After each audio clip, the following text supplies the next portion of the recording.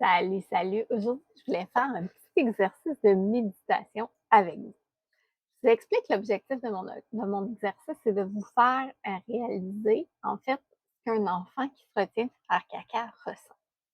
Donc, la première chose que je vais vous demander, c'est de fermer vos yeux. Puis là, vous allez voir, là, j'y vais dans l'extrait.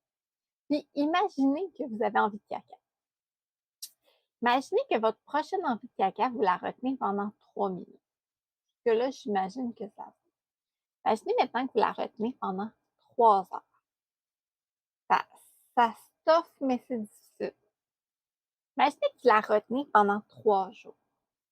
Là, ce que je veux que vous réalisiez là, c'est que votre enfant, s'il se retient de faire caca, si vous n'êtes pas capable d'avoir des caca dans le pot, dans les toilettes, même si vous avez tous les caca dans les couches de nuit ou de sieste, c'est qu'il y a quelque chose qui le dérange. Ça le dérange encore plus que son envie de caca. Ça lui fait tellement peur qu'il se force à se retenir de faire caca toute la journée. Sais-tu que c'est vraiment, vraiment, vraiment probablement un sentiment atroce? On veut l'aider rapidement là-dedans, OK? Pour l'aider rapidement, on trouve des trucs, on essaie de l'aider à faire caca et la solution de lui remettre une couche, ça ne fait que remettre à plus tard cette problématique-là.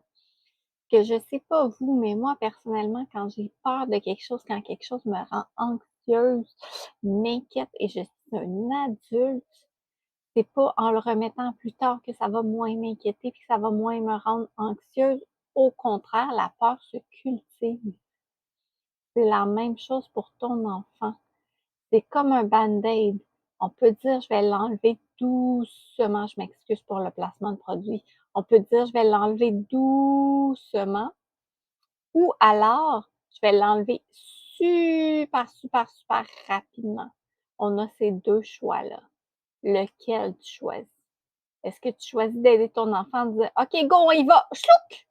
ou «OK, on va y aller doucement», puis là, tu as ton enfant qui crie tout le long. OK? C'est c'est possible de le faire doucement dans, l'amour, dans la bienveillance, d'aider votre enfant, mais il faut l'aider à faire caca, OK? Il faut.